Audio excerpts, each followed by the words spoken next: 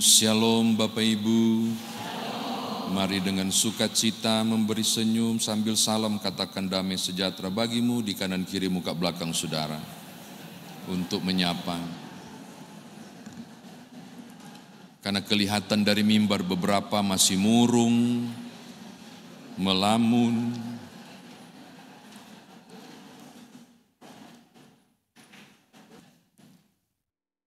Pentakosta, bahasa Yunaninya 50, gitu doang, nggak ada terjemahan yang lain. Pentakosta, Pentekoste, 50. Dan ini dihubungkan dengan satu hari raya yang besar yang namanya Hak Safuot, hari raya 7 minggu.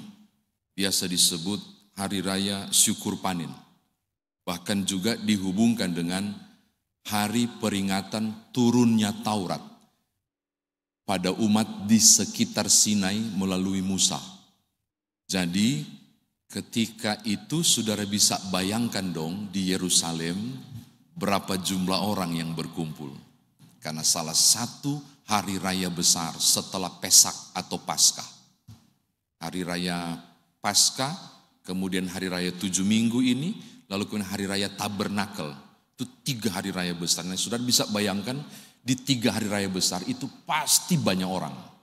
Lalu kemudian terjadi peristiwa pencurahan Roh Kudus. Jadi sebenarnya hari Pentakosta itu bukan hari pencurahan Roh Kudus. Yang benar adalah pencurahan Roh Kudus terjadi bersamaan di hari raya Pentakosta.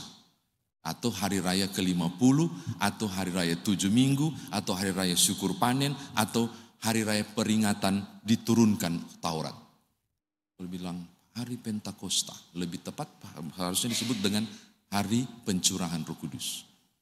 Di momen Pentakosta, kira-kira begitu. Ini yang pertama. Yang kedua Bapak Ibu, yang disampaikan oleh Petrus ayat 17-20 itu mengutip langsung Yoel pasal 2 ayat 28 sampai ayat 32. Jadi kalau saudara sempat buka Alkitab Yoel pasal 2 ayat 28 sampai 32 itu sama persis dengan Kisah Rasul pasal 2 ayat 17 sampai ayat yang ke-20. Dia kutip langsung. Ketika menyampaikan tentang teruna, anak-anak, hamba-hamba, orang tua dicurahkan Roh Kudus dengan beberapa karunia yang tidak sama, itu kutipan langsung di Yoel.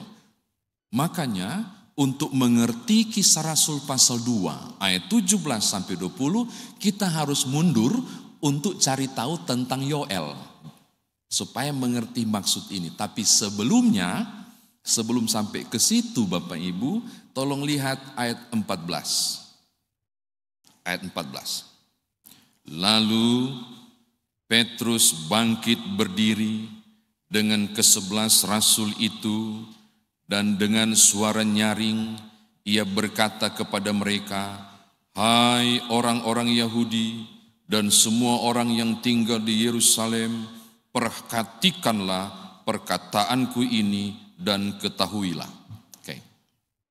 Kayaknya nadaku nggak cocok, nggak pas. Kira-kira begini Bapak Ibu. Hai orang-orang Yerusalem, hai orang-orang Yahudi, perhatikan, saya mau katakan sesuatu padamu. Mungkin begitu. Kenapa saya berani bilang begitu? Penakut Petrus. Kelompok 12 selalu di lantai 2. Pasca Yesus naik ke sorga, berdiam dorang di situ. Kenapa? Lagi dicari. Pengikut Yesus lagi dicari. Dan mereka di situ diam. Plus ada perintah, jangan tinggalkan Yerusalem. Di Yerusalem mereka dicari, amannya gimana? Di lantai 2. Saudara baca tentang mereka menanti-nanti dan pemilihan Matius. Itu ada di lantai 2. Bersembunyi. Pas pencurahan Roh Kudus, ya ampun, keluar dia. Di orang yang lagi banyak rayakan hari raya dengan 3 nama itu. Hei orang-orang Yahudi dan kamu semua Yerusalem, dengar saya. Saya mau katakan, pencurahan Roh Kudus mengubah pribadi penakut itu menjadi berani. Dan berdiri menyaksikan Kristus. Berapa ayat dia berkhotbah di situ? 40. Wow, panjang lebar berkisah tentang Yesus. Dengarkan, kuasa Roh Kudus adalah kuasa yang dinamis, menggerakkan. Dan Petrus maju bersama kelompok 12 itu untuk bersaksi. Kan ditangkap tuh dia. Dari yang penakut dan pengecut menjadi pemberani. Roh Kudus mengubahkan pribadi ini. Ini catatan saya yang pertama. Nah yang kedua, dia kutip Yoel. Yoel itu ditulis tahun kira-kira 500-an sebelum Tuhan Yesus. Yoel bilang begini, akan tiba pada sekitar sebelum Yom Yahweh terjadi. Yom Yahweh itu hari Tuhan, the end of the world, akhir zaman. Nah, ada dua istilah Bapak Ibu, zaman akhir, akhir zaman. Dalam pemahaman begini, zaman akhir itu zaman di mana karya penebusan terjadi. Jadi peristiwa Yesus Kristus dimulai tandanya zaman akhir. Akhir zaman adalah akhir dari zaman akhir. Ketika dia datang kembali. Maka saudara dan saya sedang berada di satu masa yang disebut dengan zaman akhir. Akhir zamannya nanti pas Tuhan datang. Sebelum terjadi Yom Yahweh kata Yoel, sebelum terjadi the end of the world itu, sebelum matahari menjadi merah, gelap gulita dan berbagai bencana terjadi, sebelum itu terjadi, aku akan mencurahkan rohku kepada semua orang. Lalu Petrus kutip itu seakan dia mau bilang, nubuatan 500 tahun lalu sedang digenapi. Dan seakan mau show, kasih tahu dan bilang, saya buktinya. Aku mengalami pencurahan Roh Kudus. Itu maksudnya. Dia kutip Yoel dengan sengaja. Karena orang Yahudi tahu Yoel itu. Jadi sebenarnya yang mau dikatakan adalah peristiwa yang kami alami di lantai 2 dengan getaran yang hebat. Lalu kemudian lidah api ada di kepala. Itu penggenapan Yoel. Ini bukan karena kami mabuk. Kan orang bilang ini masih pagi orang so mabuk. Bicara bahasa-bahasa lain. Oh no, ini bukan mabuk. Ini penggenapan Yoel. Jadi mau memberi legitimasi berdasarkan kitab suci. Peristiwa pencurahan Roh Kudus adalah penggenapan dari kitab suci. Oke, ini yang kedua. Yang ketiga, saya tertarik dengan kategorial yang disebut ini. Coba lihat, dia bilang begini. Anak-anakmu laki-laki, anak-anakmu perempuan akan bernubuat. 2. Teruna-terunamu mendapat penglihatan. 3. Orang tua, orang-orangmu yang tua akan mendapat mimpi. 4. Hamba-hambaku, itu perkataan Petrus. Tapi Yoel tidak bilang hamba-hambaku. Yoel bilang hamba-hambamu. Berarti para pelayanmu, para pembantu rumah tanggamu, orang yang mengurus engkau.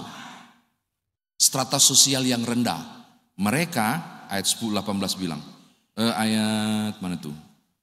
Hamba-hamba, ayat 18. Akan kucurahkan Roh Kudus dan juga akan bernubuat. Apa yang saya mau katakan? Ini penting Bapak Ibu. Anak-anak 1 sampai 11 tahun berarti PA.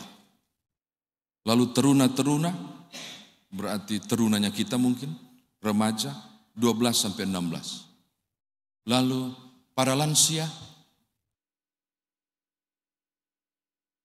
yang rambutnya putih, yang beberapa sudah merah dan berwarna lain di usia 60 tahun mungkin itu akan mendapatkan mimpi. Dan mereka di strata sosial lebih rendah akan diangkat untuk bernubuat. Dan saya ingat tahun 2005 di Poso, satu kampung nama Meko. Pernah tahu enggak Bapak Ibu? Poso, Meko, 2005, anak kecil bernama Selvin. Oh Tuhan, ada yang tahu ini karena semua tengah-tengah begini. Kan ada yang tahu. Yang dia berdoa jarak jauh dan orang sembuh. yang rumahnya dikelilingi oleh banyak orang ketika lagi heboh tragedi Poso, Tuhan melawat melalui Selvin. Dan orang ternganga-nganga, anak kecil yang bukan pendeta, bukan diaken, bukan penatua, dipakai dia tumpang tangan cuma dengan doa Bapa kami. Dan itu heboh. Sayang sekali belum era digital waktu itu. Andai ada rame di TikTok pasti. Itu. Oh betul, dia lakukan luar biasa. 2 tahun kemudian, saudara akan menemukan seorang anak SMA. Tahun 2007. Namanya Natalia Tahir. Tahir atau Tahir. Bukan Kristen. Ya mesti kasih tahu tuh. Tapi selalu menyanyi, mujizat itu nyata. Yang baru top lagu itu di era 2007. Yang waktu mau melahirkan, dia mendapatkan mimpi mamanya. Mamanya mendapat mimpi diperintahkan begini. Kalau dia lahir, akan lahir di tanggal 25 Desember. Namakan dia Natalia. Bukan Kristen. Dikasih nama Natalia. Di Bitung. Yang tidak tahu lagi. Oh Tuhan. Dia sama. Menyanyi, berdoa, sembuhkan orang. Lagu rohani Kristen. Bukan Kristen. Apakah ini juga adalah penggenapannya? Saya tidak tahu. Tapi saya mau percaya dalam nama Tuhan Yesus. Selama masih ada di zaman akhir, proses ini akan terus berlangsung. Mengapa? Karena Alkitab bilang, Roh Kudus itu akan kucurahkan kepada semua orang. Dan tiap-tiap orang mengalami karunia yang tidak sama dan berbeda. Supaya Bapak Ibu tahu apa maksudnya karunia. Nubuat, profetia, menyampaikan perintah dan kehendak Allah. Misalnya saudara mendapatkan di Kisah 1 Samuel 3 ayat 1-12 tentang Samuel yang dipanggil atau Samuel. Karunia yang kedua, karunia Nabi Im sebagai pelihat. Melihat berbagai peristiwa-peristiwa yang terjadi ke depan. Ada kisahnya orang yang punya karunia itu namanya Nabi Agabus. Itu ada di Kisah Rasul 11 ayat 27-30. Dia bilang Yerusalem akan kelaparan. Dan betul terjadi. Atau ada karunia pemimpi. Tapi pemimpi ini harus dapat juga karunia pendamping. Menafsirkan mimpi. Dan satu orang ini punya karunia menafsirkan mimpi. Tapi juga pemimpi. Namanya Yusuf. Kejadian pasal 37. Dan hal-hal lain. Semua karunia yang disebutkan di Yoel maupun Kisah Rasul ada dan tergenapi. Maka saya mau katakan begini. Ternyata lawatan Tuhan berlangsung. Nubuatan 500 tahun tetap tergenapi. Maka sampai sekarang pun Roh Kudus mestinya tetap bekerja. Demikian firman Tuhan ditafsirkan. Sekarang bagaimana kita bawa dalam kehidupan beriman kita. Terus kami yang tidak bisa bernubuat, kami yang tidak bisa berbahasa roh, kami yang tidak bisa menafsirkan bahasa roh, kami yang memang suka mimpi, tapi bukan mimpi-mimpi yang bagus, yang cuma sering ketindisan bukan mimpi, kami yang di mana bukti bahwa kami punya karunia? Bahwa kami walaupun tidak terlihat karunianya, tapi kami juga memiliki Roh Kudus. Mungkin saudara tanya ke saya barangkali dalam hati. Terus kalau si Selvin dan sebagainya, oke, berarti itu tanda dia punya Roh Kudus. Terus saya yang biasa-biasa saja, apa bukti bahwa saya punya Roh Kudus? Tolong buka 1 Korintus 12. Makanya bawa Alkitab kok, biar enak buka Alkitab. 1 Korintus 12 ayat 3. 1 Korintus 12 ayat 3.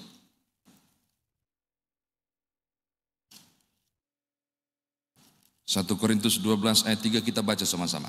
1 Korintus 12 ayat 3. 1, 2, 3. Karena itu aku mau meyakinkan kamu bahwa tidak ada seorang pun yang berkata-kata oleh Roh Allah dapat berkata, terkutuklah Yesus, dan tidak ada seorang pun yang dapat mengaku, Yesus adalah Tuhan selain oleh Roh Kudus. Tangkap? Kalau belum, saya mau tanya, apakah Bapak Ibu Saudara mengaku Yesus adalah Tuhan? Engkau punya Roh Kudus. Karena tidak ada kuasa lain yang akan membuat mulut mengaku bahwa Yesus adalah Tuhan kalau bukan dari Roh Kudus. Gitu. Walaupun karunia-Nya enggak menonjol. Tapi saudara tahu karunia terbesar dari semua karunia ada 3. Iman, pengharapan, dan kasih. Paulus bilang nubuatan akan berakhir. Bahasa roh akan berakhir. Bla bla bla akan berakhir. 1 Korintus 13. Tinggal 3 ini. Iman, pengharapan, dan kasih. Dan yang paling besar adalah kasih. Tapi karunia tidak bisa sembuhkan orang sakit. Tidak usah. Tapi kalau engkau peka dan mengasihi Tuhanmu dan sesama, engkau memperoleh karunia terbesar itu. Amin. Supaya enggak ciut dan kecil hati. Gereja lain orang kalau berbahasa bla bla bla bla, aku enggak. Kasihi Tuhan. Kasihi sesamamu. Engkau sedang memberi penyataan penting. Karunia terbesar sedang engkau miliki. Akui dia di depan orang. Yesus adalah Tuhanku. Engkau sedang mengadakan penyataan luar biasa. Di dalamku ada Roh Kudus. Gitu. Jadi tidak harus yang wah. Tapi saya percaya sampai sekarang pekerjaan Roh Kudus masih terjadi dengan banyak cara. Tidak terbatas pada 7 karunia di 1 Korintus itu. Ada banyak karunia dari pekerjaan-pekerjaan Roh Kudus itu. Amin. Ya, terakhir. Kenapa sampai disebut anak-anak, teruna, orang tua, hamba sahaya, tidak produktif? Kenapa sampai disebut kelompok itu? Bukan kelompok yang megah, para bapak-bapak yang gagah, ibu-ibu yang cantik, yang berkarir, bla bla bla. Para pengusaha, tapi kenapa tidak disebut Kyrios, tapi doulos, para hamba? Seakan mau bilang begini, orang-orang yang kau tidak anggap, Tuhan anggap di matanya. Oh, harus kasih tahu. Orang-orang yang seakan-akan tidak bisa jadi prioritas untuk pelayanan, justru sebaliknya Tuhan pakai untuk melayani, bukan dilayani. Makanya tema hari ini bagus banget. Semua diberdayakan SGD kita untuk mengatakan begini, perhatikanlah kelompok-kelompok yang kita anggap biasa. Jangan-jangan kelompok itu yang Tuhan pakai luar biasa. Di sini sudah ada ruang PA. Puji Tuhan. Aduh, kami di Karis lagi mengadakan aset untuk itu. Ini doa Bapak kami ndak amin-amin belum terkumpul ini doi. Karena target ini, target anak-anak. Di sini adakah sudah berlakukah kelompok PKLU yang dispesialkan? Oh, harus. Kelompok rambut putih yang mesti dispesialkan. Maaf untuk pelkat yang lain minta maaf. Tapi saya mau katakan diberi perhatian khusus juga. Kapankah PKLU punya ibadah di GPIB Menara Iman? Hari Kamis. Maka siapapun yang meminta anaknya dijaga omanya di hari Kamis, bertobatlah. Oh tuh, jaga nganape anak supaya nganape mama atau nganape papa pergi PKLU. Berdayakan mereka. Nggak bisa ke gereja kasih yang pendeta, kiapa? Itu kaki nggak kuat, mak nanti kita yang antar. Itu prosesnya. Semua diberdayakan, semua dimaksimalkan. Ini naik tangga tinggi nggak ke sini? Nggak toh? Nggak ada alasan. Kalau perlu gendong dan bawa sebagai, tapi ada yang bilang begini, nggak usah pendeta. Kiapa? Ada YouTube. Oh iya juga sih. Tapi saya bilang spesialkan kelompok-kelompok yang tidak dianggap ini menjadi spesial. Body clock saya sudah jalan, ini berarti sudah 15 menit. Saya sudah mau tutup. Satu kali, saudara mungkin sudah pernah dengar. Satu kali Mungkin sudah ada di TikTok, sudah nonton juga. Pesta anggur, hari raya, mungkin sudah pernah disampaikan di sini, tapi saya mau ulang. Di luar negeri sana, orang memberi pengucapan syukur. 2 minggu berturut-turut warta jemaat sebagai simbol mengucap syukur. Masing-masing orang diwajibkan membawa 5 liter anggur murni, dituangkan untuk di tempat yang besar untuk kita doa syukur bersama dan nikmati bersama. Lalu ada keluarga berpikir begini, 5 liter, ini keluarga ini koncudu. Bapak Ibu tahu koncudu? Skakar, orang seke, pelit. Ini 5 liter kalau jual jadi doi. Tapi bahasa luar, bukan bahasa logat Manado. Sudah jo orang tidak bawa. Maituanya bilang begitu, Paitua bilang begini, tidak bisa kalau orang tidak mau, malu. Orang bilang orang tidak bersyukur. Jadi begini jo, orang ambil wadah, kasih agak gelap. Jangan isi dengan anggur, taruh air jo, pura-pura berat-berat begini. Oh Tuhan, orang bikin. Masuk gereja, tuang dengan senyum, tuang. Pas habis ibadah kan dicicipi bersama. Biasa untuk mencicipi itu biasa pemuka, pemerintah, juga biasa pendeta toh. Jadi biasa kan begitu, jemaat kalau habis doa makan tidak mau ambil sebelum pendeta ambil kan. Makanya pendeta yang duluan asam urat, kolesterol, kasih yang itu sama. Duluan. Pemerintah dulu, perwakilan pemerintah. Pas dia minum dengan senyum, baru sampai di gargantang bagera begini, senyumnya pudar. Terus dia kore begini ke pendeta. Tawar. Hah? Tawar. Pendeta minum lagi. Kaget dia. Iyo, tawar. Stres. Kenapa? Anggurnya tawar. Berubah jadi air, dia berpikir, oh Tuhan ada dosa apa orang ini? Kenapa mujizat 2000 tahun lalu terjadi terbalik? Yesus mengubah air jadi anggur, di sini anggur jadi air, bergumul di luar biasa. Dia kumpul PHMJ, di luar sana nggak ada PHMJ ya. Kelompok 7 dibuat, diberi waktu cuma boleh 7 hari paling lama. Selidiki apa yang terjadi. Apakah ini mujizat yang terbalik atau apa? Atau kutuk, bergumul luar biasa. Bapak Ibu tahu 3 hari. Langsung lapor dorang. Tidak sampai 7 hari, lapor. Bagaimana hasilnya? Pak Pendeta, ada sesuatu yang terjadi. Mujizat kayak ini? Bukan pendeta. Apa itu? Bapak Ibu tahu? Dia rinci peristiwa itu. Dia sebut keluarga itu yang ngomong itu, dia dapat, dorang dapat datanya, bla bla bla, dan dorang himpun. Sudah tahu? Ternyata ide satu keluarga itu menjadi ide semua kampung. Jadi yang dorang bawa bukan anggur, memang air. Jadi tidak ada mujizat terbalik. Saya mau bilang hal yang sama, karunia Roh Kudus masih ada. Tapi kalau engkau tidak berkarya, gereja ini tidak tumbuh. Dan cuma bilang, jangan kita Jo, orang lain Jo, dia Jo. Oh, enggak bisa. Roh Kudus sedang bekerja untuk saudara di berbagai kategori. Di berbagai kemampuan, di latar belakang, di talenta yang tidak sama. Berkaryalah, bergeraklah bersama Roh Kudus.